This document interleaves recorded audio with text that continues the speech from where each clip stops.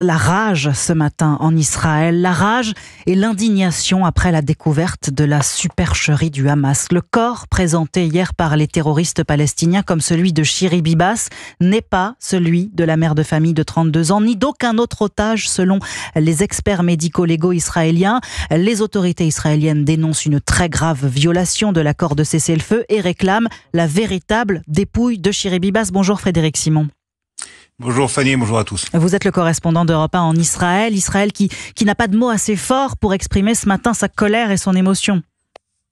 Oui, la tristesse et la colère des Israéliens, déjà fortement ressenties hier lorsque les corps ont été restitués, sont exacerbées ce matin, puisqu'après plusieurs heures d'examen, les médecins légistes sont parvenus au cours de la nuit à la conclusion que la dépouille mortelle que le Hamas affirmait être celle de Shiri Bibas n'est pas celle de la jeune femme, ni celle d'aucune autre otage morte en détention.